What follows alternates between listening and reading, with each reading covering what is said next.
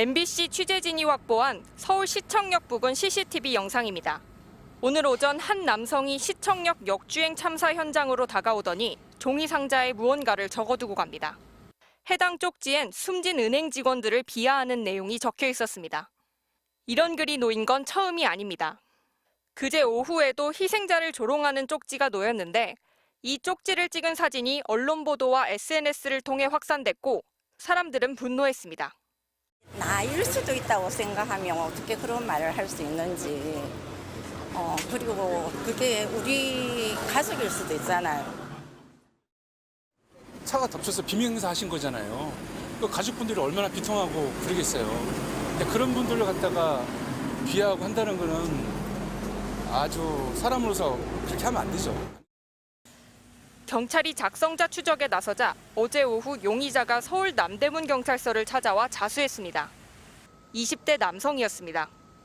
경찰은 이 남성을 사자 명예훼손 혐의로 입건하고 정확한 범행 동기를 조사하고 있습니다. 은행 직원 비하 쪽지글을 쓴 용의자도 40대 남성으로 신원이 확인돼 같은 혐의로 입건됐습니다. 경찰은 또 온라인상에서 이번 사고를 희화화하거나 피해자를 모욕한 게시글 3건의 작성자들에 대해서 추적에 나섰습니다.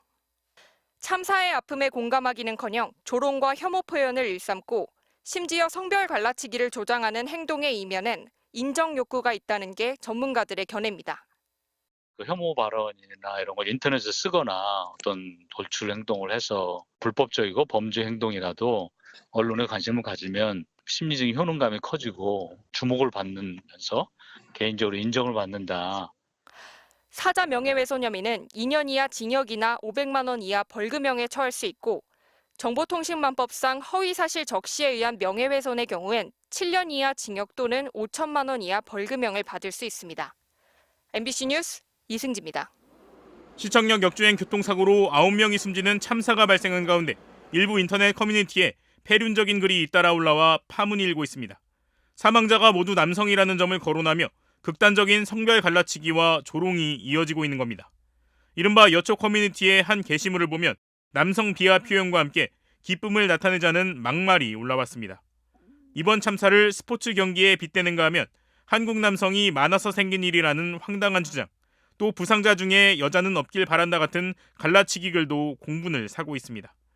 가해자인 60대 남성과 숨진 피해자들을 싸잡아 비난하는 글도 보입니다. 이런 글이 게재된 온라인 커뮤니티는 여성만 가입할 수 있으며 승인을 위해서는 까다로운 가입 절차를 거쳐야 하는 것으로 알려졌습니다. 다만 해당 글은 논란이 커지자 지금은 삭제된 상태인 것으로 알려졌습니다.